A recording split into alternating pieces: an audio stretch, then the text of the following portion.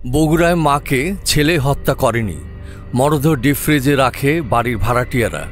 বগুড়ায় গৃহবধূকে হত্যার পর ডিপ ফ্রিজে রাখার ঘটনায় নিয়েছে নতুন মোড়। পুলিশ বলছে নিহত ছেলে নয়, বাড়ির ভাড়াটিয়ারাই ঘটিয়েছে হত্যাকাণ্ডটি। এই ঘটনায় গ্রেপ্তার করা হয়েছে 3 জনকে।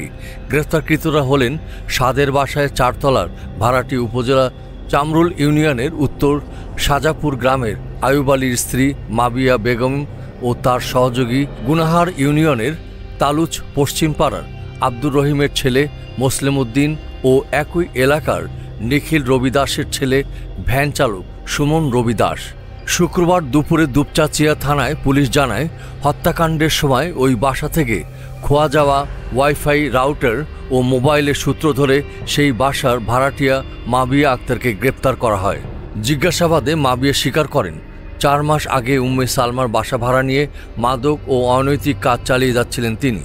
বিষয়টি টের পেলে বাসা ছাড়ার নির্দেশ দেন। ভাড়ার পাওনা টাকাসহ বিভিন্ন ইস্যুতে ক্ষুব্ধ হন মাবিয়া। 2 সহযোগী সুমন চন্দ্র সরকার ও মুসলিমকে নিয়ে হত্যার পর মরদেহ ফ্রিজে রেখে বেরিয়ে যান তারা।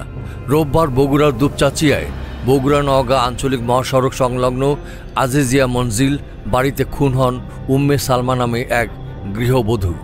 এই ঘটনায় নিহতের ছোট ছেলে সাদ বিন আজিজুরকে গ্রেপ্তার করা হয়। সে সময় র্যাব জানিয়েছিল হাত খরচের টাকার জন্য মাকে হত্যা করেছিল তার ছেলে। পরে মরদেহ ডিপ ফ্রিজে রেখে দেন। এবার পুলিশি তদন্তে নিয়ে এলো নতুন মোড়। এস আহমেদ রাজ, ডেস্ক রিপোর্ট, এই সময় টিভি, ঢাকা।